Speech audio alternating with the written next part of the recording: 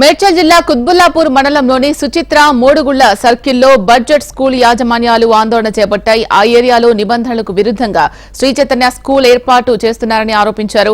ఇప్పటికే అనుమతులు లేకపోవడంతో మే నెలలోనే విద్యాశాఖ అధికారులు సీజ్ చేశారని, అయినా కూడా పాఠశాల యాజమాన్యం అడ్మిషన్స్ స్వీకరించిందని అన్నారు. మరోసారి శ్రీ చైతన్య స్కూల్ ప్రారంభించేందుకు ఏర్పాట్లు చేసుకుందని, అందులో భాగంగానే ఆందోళన చేపట్టినట్లు బడ్జెట్ స్కూల్ యాజమాన్యాలు తెలిపాయి.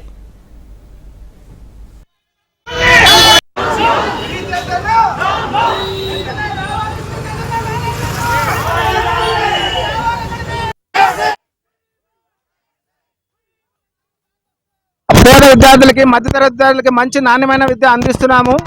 25 సంవత్సరాలు మంచి విద్య అందించి తక్కువ ఫీజులో చాలా మంది విద్యార్థులకి మంచి విద్యను అందించడం జరిగింది. కానీ ఈ రోజు శ్రీ చైతన్య నారాయణ అత్యధిక ఫీజులు వసూలు చేసి ప్రజల్ని, విద్యార్థుల తల్లిదండ్రులు మోసం చేస్తూ మా స్కూల్ని, మా బడ్జెట్ స్కూల్స్ అందరినీ దెబ్బతీసే విధంగా వ్యవహరిస్తున్నారు. వచ్చే కాలంలో ఒక 2 సంవత్సరాలు మా బడ్జెట్ స్కూల్స్ మూతపెడితే వాళ్ళ విద్యా వ్యవస్థ అంతా వాళ్ళ కబంధ హస్తాల్లో పెట్టుకోవాలని ఒక పన్నాగం పని మా బడ్జెట్ స్కూల్ మీద టార్గెట్ పెట్టుకొని మూసేయడానికి వారు ప్రత్యేకంగా ప్లానింగ్ చేసుకున్నారు.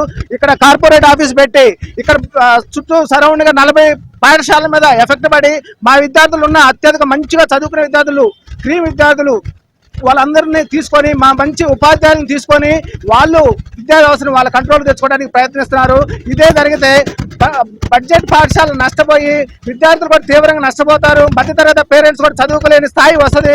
మేము చాలా తక్కువ ఫీజుల్లో 30,000, 20,000 ఫీజులు పెట్టి విద్యా వ్యవస్థను నడుపుతుంటే వీళ్ళు 1,40,000, 1,50,000 పెట్టి నడుపుతారు. వచ్చే సంవత్సరం మా విద్యా సంస్థలు మూసివేస్తే వీళ్ళు అంత ఫీజు బడ్జెట్ పేరెంట్స్ కానీ వాళ్ళు చదువుకునే పరిస్థితి ఉండదు. అందుకని బడ్జెట్ పాఠశాలను రక్షించాలి. వెంటనే ఈ కార్పొరేట్ విద్యా సంస్థలు మూసివేయాలి. ఈ విధంగా చైతన్య నారాయణ ఏదైతే విద్యను వాళ్ళ చేతుల్లో తీసుకుంటున్నారో వెంటనే అది ఉన్నతాధికారులు ఆపివేసి వెంటనే బడ్జెట్ స్కూల్ కాపాడి విద్యని ప్రక్షాళన చేయాలని. పాఠశాలకు ఆనుకొని పాఠశాల పెట్టడం ఎంత అన్యాయం. ఎందుకంటే ముఖ్యంగా ఈ యొక్క అనారోగ్య పరిస్థితి పిల్లల లోపల అన్హెల్తీ కాంపిటీషన్ వల్ల పిల్లలు, ఉపాధ్యాయులు, అలాగే దాంతోపాటు వ్యవస్థ కూడా సర్వనాశనం కావడానికి ఇది అవకాశం ఉంది. ఎందుకంటే ఎప్పుడైనా ఒక నామ్స్ ఉన్నాయి, ఒక పాఠశాలకు కనీసం దూరం పాటించాలి.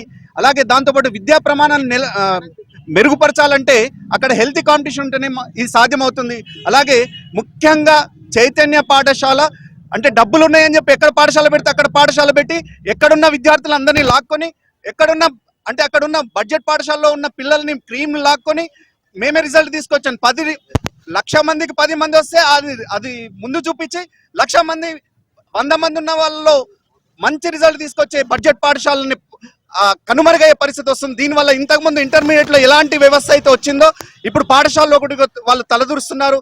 కాబట్టి డియర్ పేరెంట్స్, మీరందరూ కూడా ఒక్కసారి ఆలోచించండి. మీరంతా చైతన్యవంతులు కండి. మీరంతా కూడా ఇలాంటి వ్యవస్థని మనం ప్రోత్సహిస్తే, ఇలాంటి వ్యవస్థలో మనం ముందుకెళ్తే మన విద్యార్థుల విద్యా ప్రమాణాలు పోతాయి, సామాజిక బాధ్యత పోతుంది.